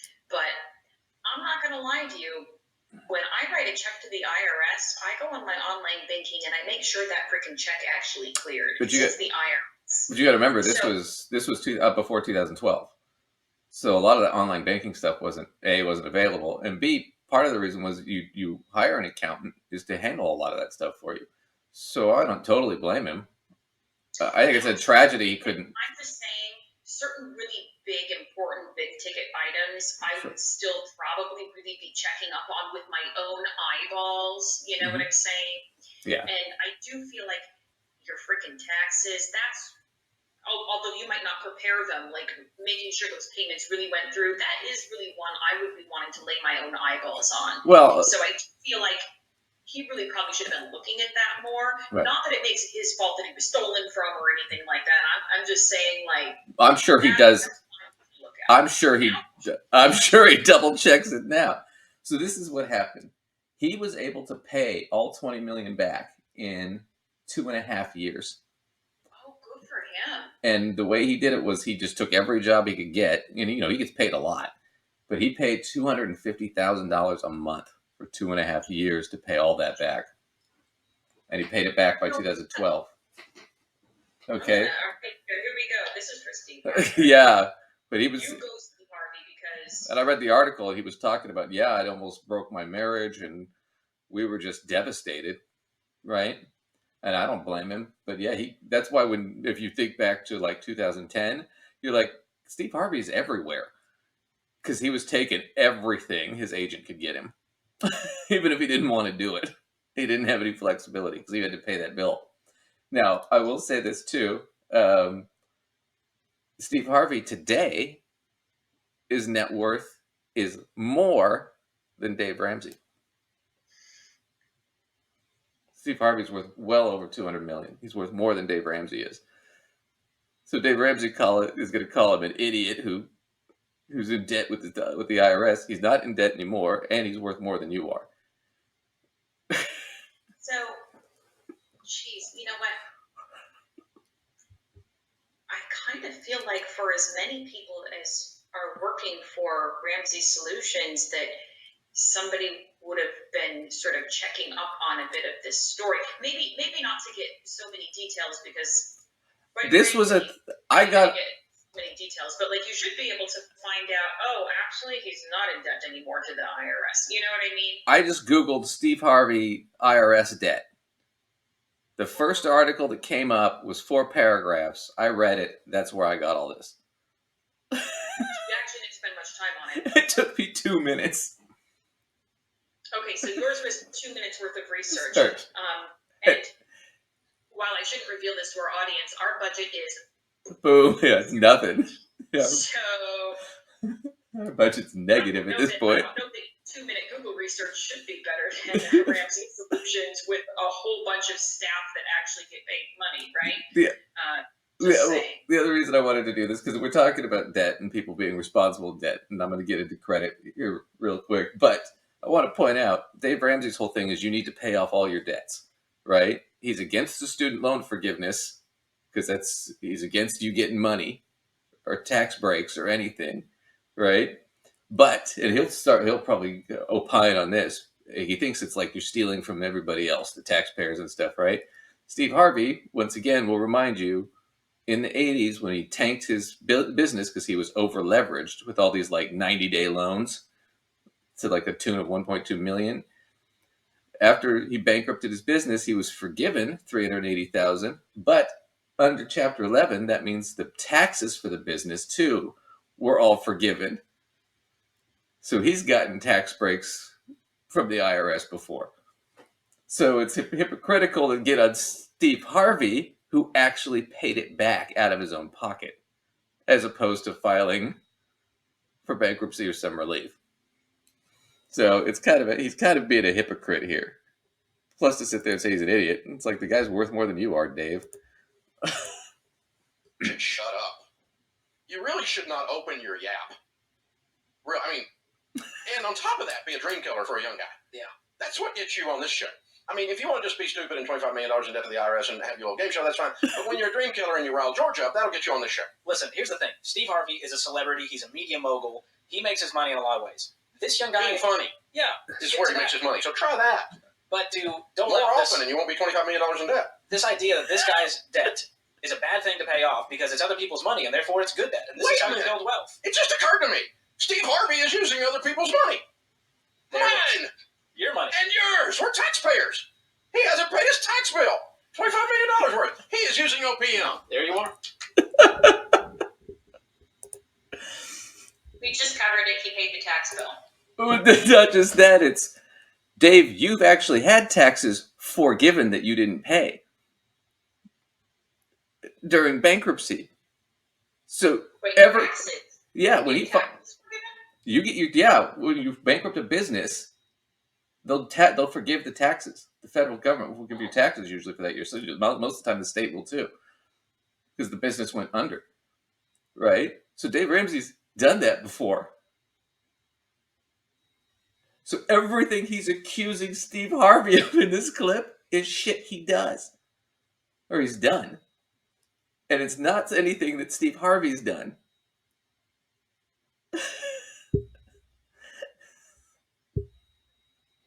This isn't even the pot calling the kettle black.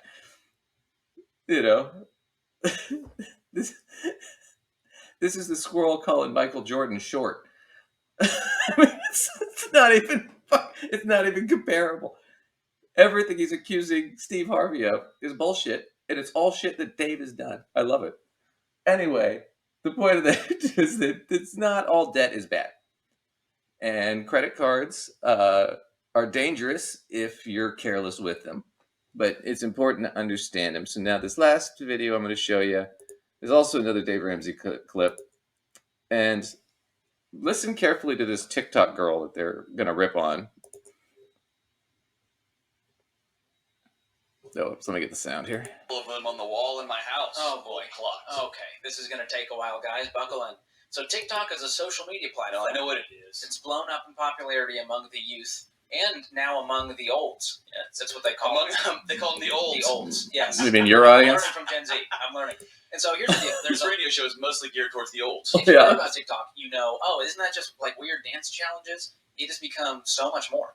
And so there's a lot of personal finance TikTokers out there creating content to help the people. Yeah, I've seen some of the personal physical fitness and mental health advice that that's what shows up on your feed. Some of the TikTokers are bestowing upon us all. Yeah.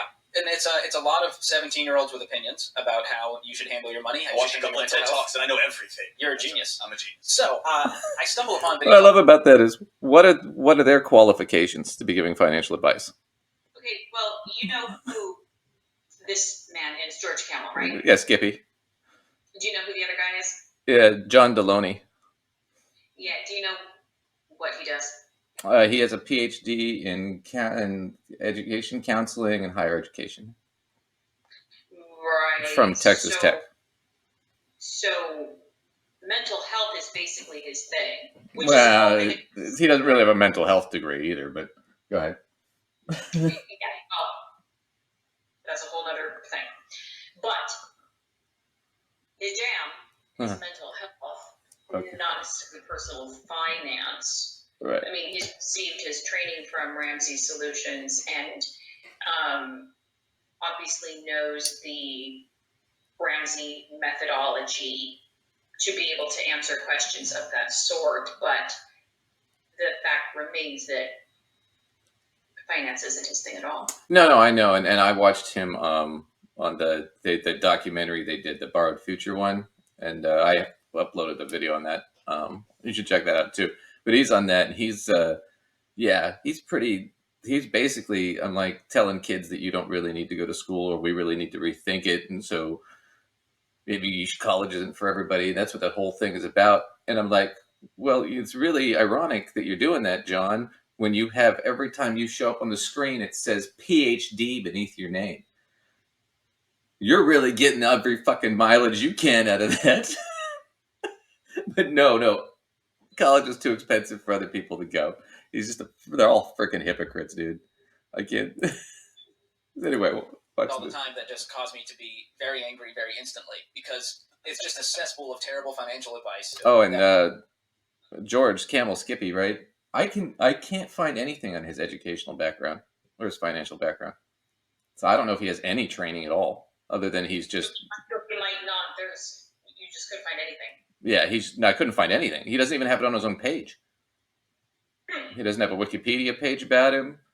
He doesn't talk about his experience. He's just been with Dave since 2010 or 11 or 12, something like that. And he's just been a Dave sycophant, and that's kind of all I know about him. That is just helping Gen Z go into debt faster, because that's how to set up the youth of America for their adult life. Thanks, TikTok. And so as I come across them, I thought, why don't we play one on the show for all of America to hear? Good. Let me set this up. This is a girl who's playing two characters, same person, two characters. It's going back and forth, and she's the mom and she's the daughter, but talking to herself in a very clever way. Yes. I love clever. And the mom is anti. See, he's got to set this up, Lacey, because most of their audience is calling their grandkids right now, going, "What's TikTok?" Credit card, and the daughter is explaining to mom why she's a genius and you should have a credit card. So let's play the clip and let's see your reaction. I'm ready for my first credit card. Absolutely not. Credit cards are evil, honey. No, they're not. Do you even know how they work? Yeah, it's literally a card with money on it. The money belongs to a bank, and every time I use the card to buy something, I'm borrowing their money to pay for it. See? You're using their money. This is going to get you into a lot of debt. No. It can get me into debt if I use it irresponsibly, but I won't let that happen. How are you going to manage that? When the bill comes each month, I have the option to pay the minimum amount or the entire amount that I borrowed. If I pay the full amount every month, then I'll never owe any interest or get into debt. And what if you forget to pay? I won't spend more money than I have, and I'll turn on auto pay, so it will automatically pay off the entire balance every month. Fine, but why not just use your debit card if you have the money anyways? They reward you with things like cash back or free travel, plus it builds your credit score. Okay, looks like you know your stuff. How did you learn all this? Addison taught me. She teaches all the money hacks. That's why I follow her. I literally want to set my own hair on fire. John. Okay, so they're going to get all pissed off about this. Okay, so I gotta tell you, I don't love all of the things that the TikTok girl had to say, but I'm gonna say, from my perspective, she's not wrong. She's right about everything, and in fact, if you go to the the Credit Finance Protection Bureau, she basically just read their description of how to avoid credit debt. And she's totally right. She did it in the same order too. On all of that, actually, I liked it. The only thing I really didn't particularly like that she had to say, and it's true, and I'll even call myself out that I utilize this, but I don't love that she did the whole, plus you get free travel and you get cash back, because that feels a little like a gateway drug. I'm not going to lie, I get a ridiculous number of airline points. I travel to see family across the country a lot, and I like having kind of a lot of them there in case I need to knock down a price or whatever.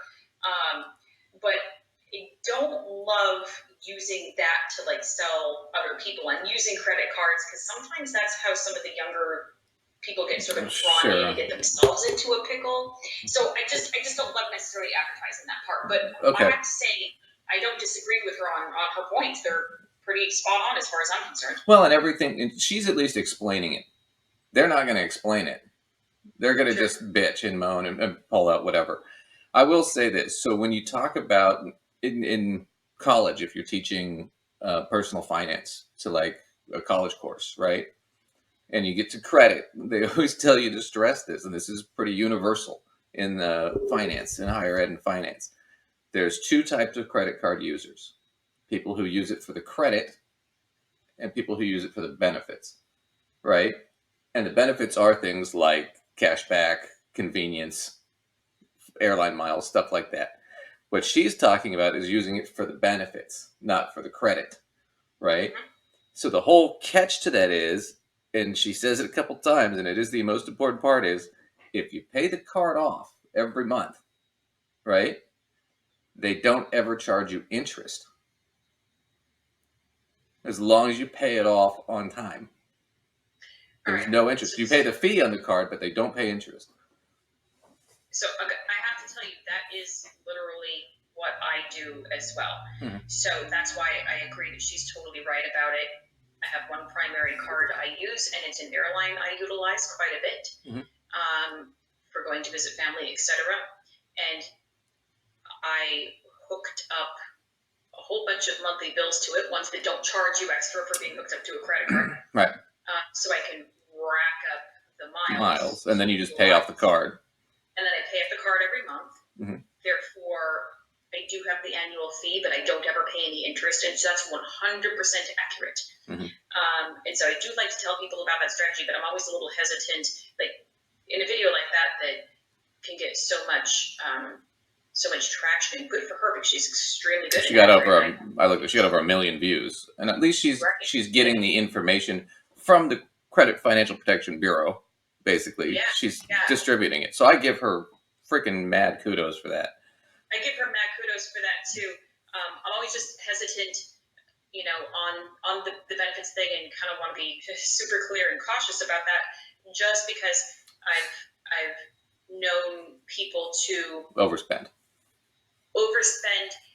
To me, this is only a good strategy for people who are extremely diligent and extremely mindful about making sure they pay off those balances. Otherwise, that runs away and snowballs on you very quickly. And she said that very clearly. Several times, I just happen to know a lot of people that but this is that. And they're going to make that same argument, right?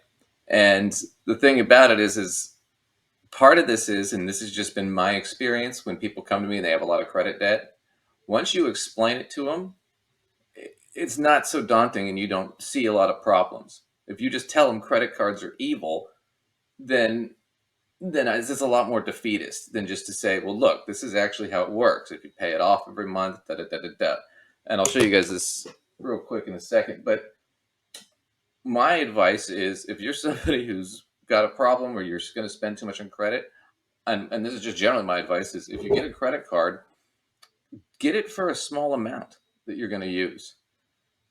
The problem is people let the credit card company talk them into, get it for $25,000 limit. It's like, no, get it for $1,000 limit, right? If you see how you do. Well, and even then, it's like once you get those higher limits, it dings your credit score because you can go into that much debt that quickly, right? So if you want to buy a house or something, it's actually going to be a higher interest rate because you have so much credit available to you. You're dangerous, right? So you generally don't want to have a huge limit on a credit card. You want to keep it pretty small, and that'll keep you from getting out of trouble. So and it'll help you build your credit. So to have $1,000 credit card, even if you can't pay it 1 month or something, you can pay off $1,000 pretty quick. Once you start paying to like 10 or 15, now you're in deep shit. So just don't put yourself in that position. So here's a funny thing. That particular card that I use primarily, when I log into that account, they love to ask me to update Fades. my income level. Right, because they want to offer you and more money. certain types of information. Mhm. And I remember once, many years ago at this point, I just did that. Automatically. Not thinking, I just did that. And I went, oh, okay, because I was actually, I had switched from one career path to another one, and actually the information was quite different. So I put the information in, and the next thing I knew, I had more credit. I didn't, I wasn't trying to sign up for more credit. It was just, that was what they do. It was automatic so approval. that on there because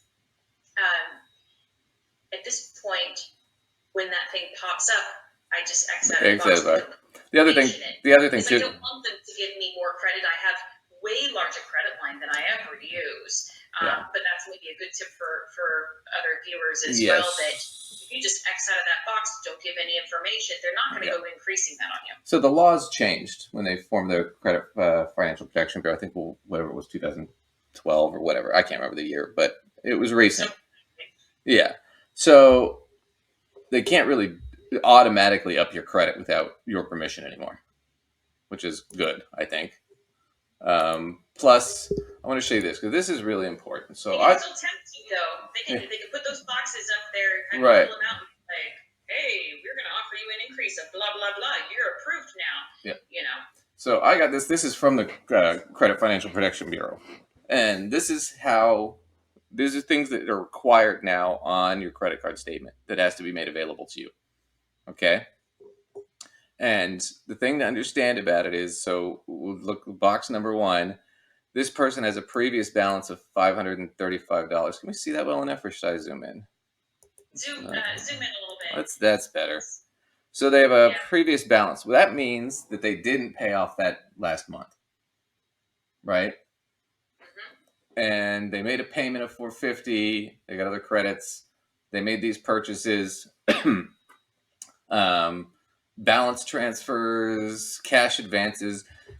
Kids do not take cash advances on your credit card because they will. They're terrible. They will start racking up interest the second you take that money out. And you paying off that balance doesn't make you avoid the interest. No, and the cash advances are always at a much higher interest rate than your purchases. So never take cash out of those cards because it'll start racking up right away. Yeah, there's not any way of getting around the interest there. So they sell you on the idea that you won't pay that $3 ATM fee, but what happens is from day number 1, you start racking up interest. So it's not worth it. Yeah. So as you see, these are the fees and the interest. So there was interest charged of $10 on that previous $535, but they can't charge interest yet on this $529.57 that person just added if they pay it off in full. But the full amount now is $1,784, right? And they're getting interest on their cash advance. So we can go over here to number 2, where it's the new balance. Minimum payment is $53, and this is the date. So that's when the payment's due. Number 3 and number 4 are important. You should pay attention to these. Number 3, late payment warning has to be on these, right? Because a lot of people sign up for them and don't understand it. If you do not receive your minimum payment by the date listed above, you may have to pay a $35 fee, and your annual percentage rate, APR, may increase up to the penalty APR of 29%, 28.99%. So if you're not paying your bill on time, they can jack up the interest, right? So it's important for everybody to be aware of that. Number 4 is also important. This is the best part for you to pay attention to, boys and girls, because the minimum payment warning. They used to not do this. So back in the day, right, like in the 80s, when everybody was getting credit cards, right, and they'd start. For us, when we first started college and got our very first starter credit cards, we didn't get this info. No. And you get the card and you're just making the minimum payment. You don't think about it, right? And what they don't tell you is the reason the minimum payment is so low is because they want the card to keep racking up interest. So all you're ever doing is paying interest, and you're never paying down the loan, really. So they had to change all that, and you have to be warned about that now. And the important thing is they have to do this. So they have to give you a side-by-side comparison, right? If you make no additional charges, right? So no more charges, and you only pay the minimum payment of $53, it would take you 10 years to pay it off at $53 a month, and you'll pay an interest, or you'll pay total $32.84. So you'd have paid almost $1,500 in interest. That is almost double. Yep. Now, if you pay an extra $9 a month, $62, you'd pay it off in 3 years, and you only would have paid an extra whatever $400 here, $450. So you'd have saved over $1,000, and they have to show you that on your statement. Now, ideally, what you're not doing is leaving a balance and making the minimum payment. You're paying off the full amount at the end of the month. Because if you do that, like the TikTok girl said, they can't charge you interest. We can skim through these, but these are important. If you have a penalty, a trigger penalty, because you didn't pay on time, or you left a balance for too long, they can jack it up. So you got to know what that is. Because I think right now, I don't think it says the rate it is now. Oh, yeah, it does. Right now, the rate the person's paying is 17%, which is still high for a loan rate. But if you don't pay it on time, or you always are leaving a balance, they can eventually jack it up to this, 29. And so what they're saying, transactions made on or after this date, the penalty APR will apply to these transactions. And we can keep it at this 29% indefinitely, right? And the current rates will continue to apply to these transactions. But if you become more than 60 days late on the account, the penalty rate, we can jack it all the way up to 29. So you need to understand there's a penalty rate if you're not paying this off every month. And also, look at how terrible that is. I mean, if you're already having trouble and don't manage to make those payments for a couple of months, they're going to jack your rate up to the point that actually makes it harder for you ever to dig your way out. So, and a lot of this, that's a perfect example, because they can almost double the amount of interest that you're paying. Yeah. And if you're already having trouble and not being able to make the minimums, those tiny minimums that they give you compared to, what your overall balance is. Right. That could put you on the hamster wheel for so long. It's good that information is made available so people can be warned, but definitely on your statements, you got to kind of take a look at that and understand what those parameters are, because you do not want to get yourself in that situation. Not at all. And the thing you have to understand is, prior to the creation of the Credit Financial Protection Bureau, the credit card companies never had to explain this to you. So you racked up whatever, a couple grand on your card, wouldn't think about it.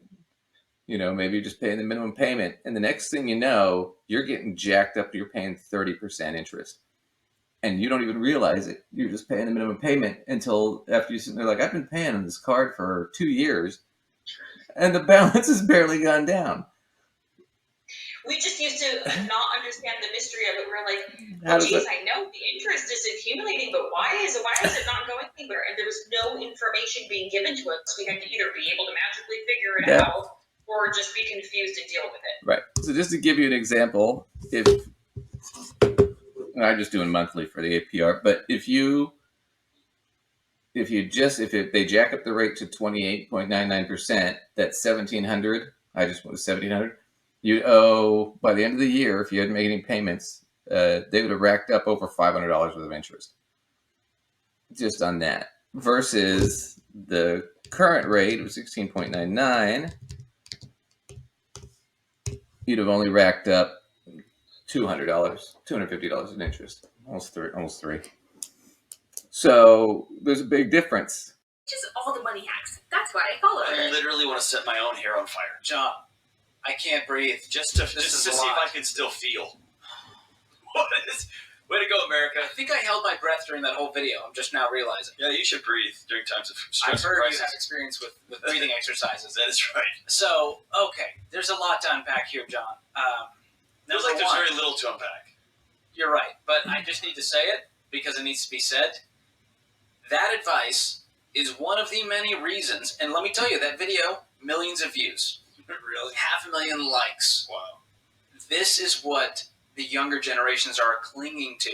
Going, yes, finally, someone who gets it, because my mom was just telling me the same thing. Dumb old I'm like, Mom, you don't understand. I'm going to pay it off every month.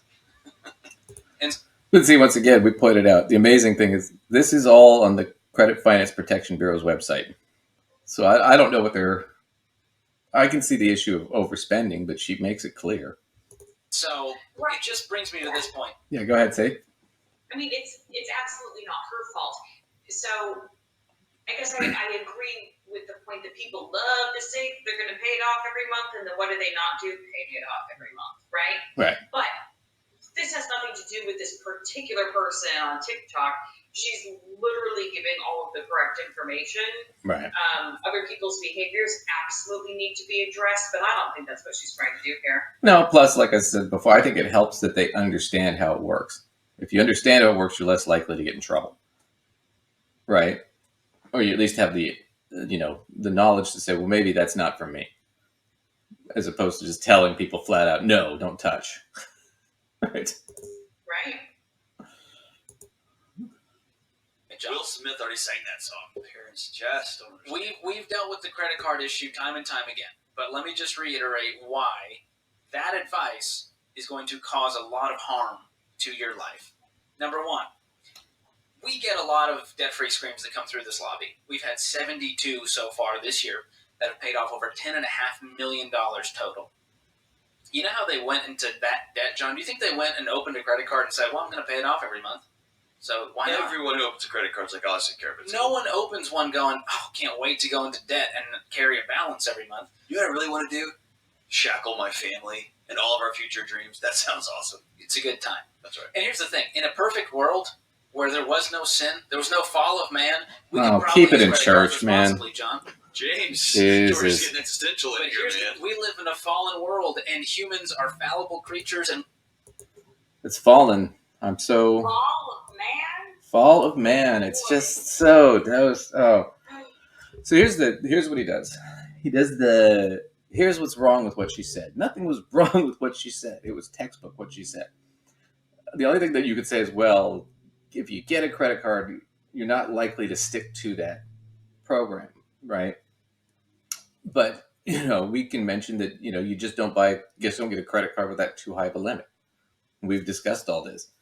The other issue is the problem with people going into credit debt just because they're sinful and we live in a fallen world?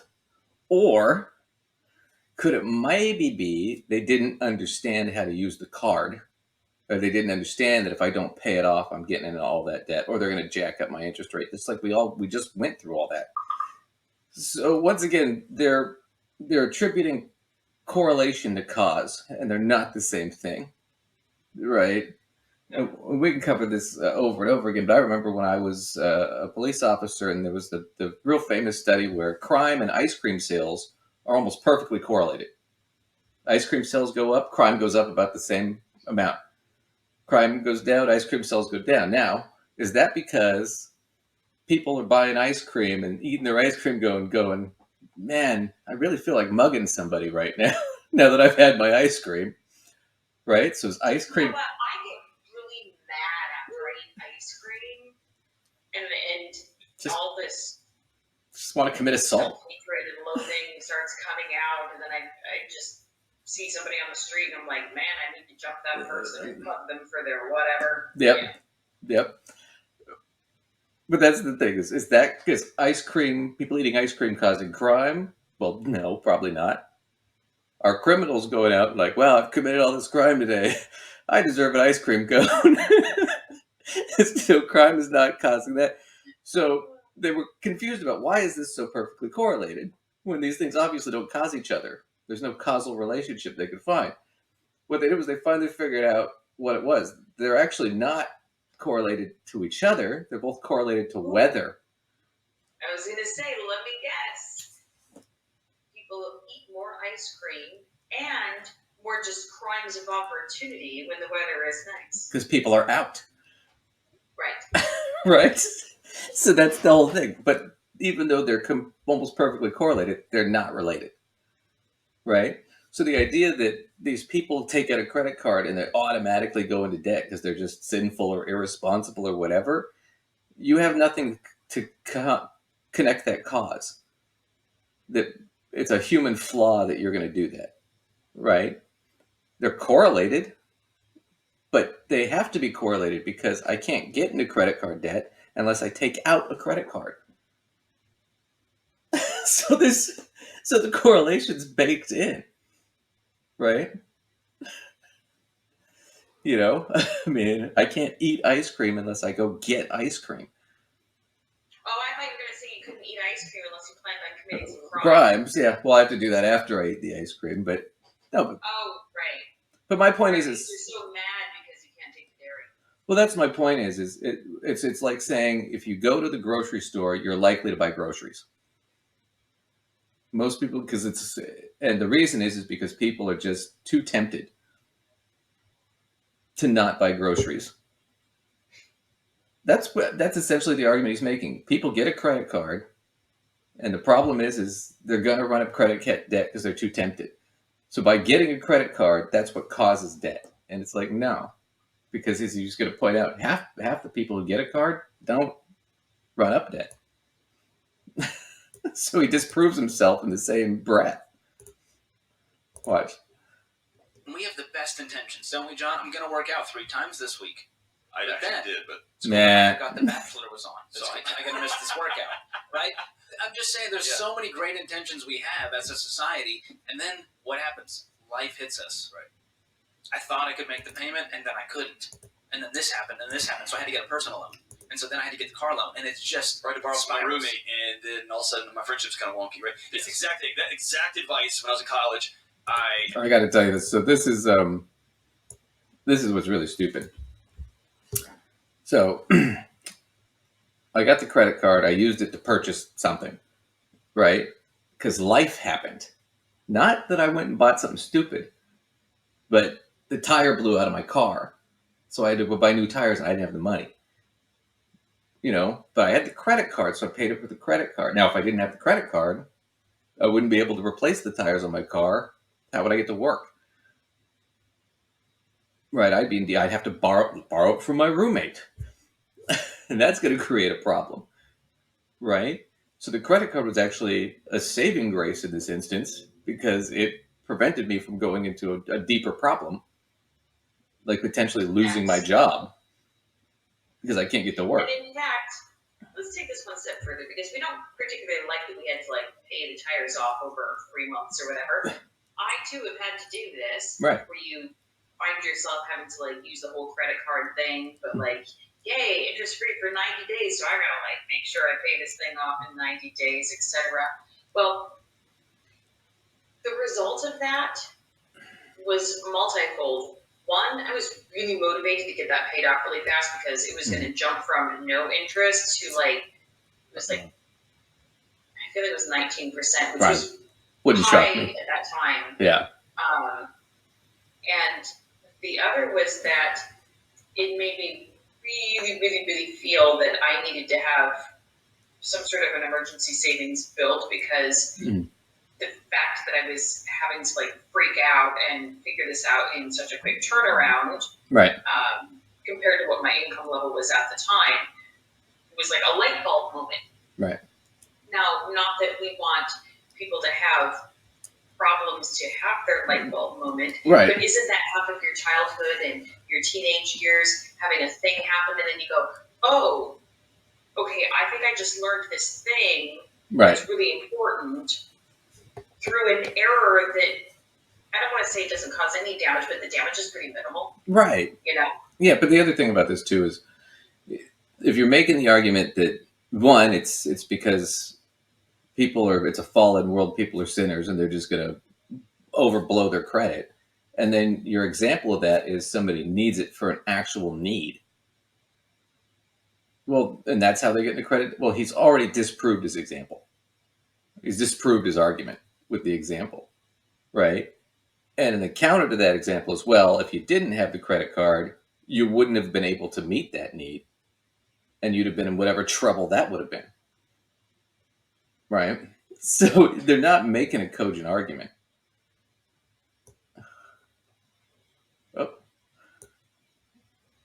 So we'll finish this up real quick, but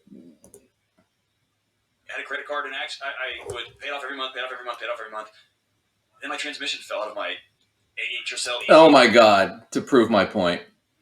And then I had an actual emergency. Right? And big shocker, right? And I didn't have it that month. So I was like, I'll make it up. Years went by before I made it up, right? And it took one thing that happened, one thing that caught me, right? Let me hit you with some stats. Okay. I prefer you don't hit. But what if he didn't have the credit card?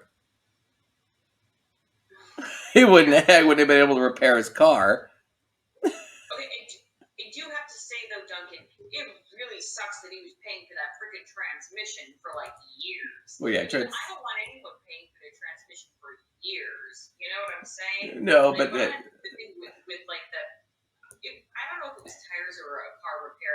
It wasn't huge, but it was big enough to where I didn't have it. Yeah, but it's one of those things with the car repair deal. If he didn't have it, he would have been screwed either way, right? Yeah.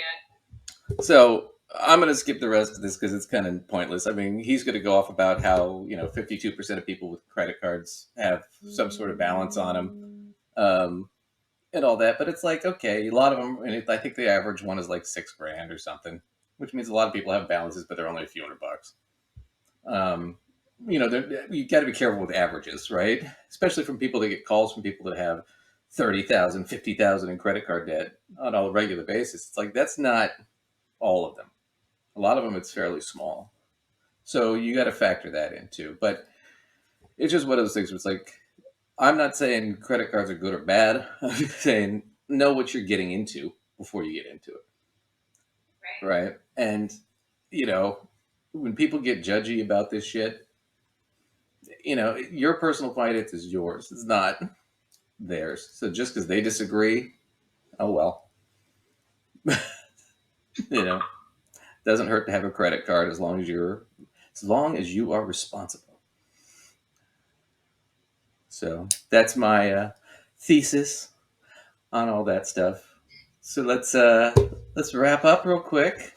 Where can everybody catch you? All right. Well, you can find me via my blog at mysensewithsense.com.